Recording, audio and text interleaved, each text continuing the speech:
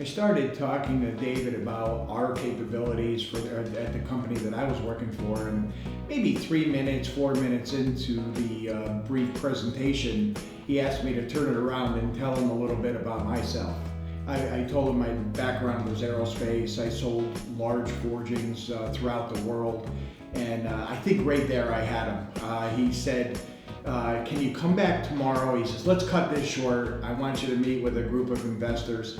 And he said, he goes, bring in the resume. And I didn't have a resume, didn't have really anything. I never looked for a job before.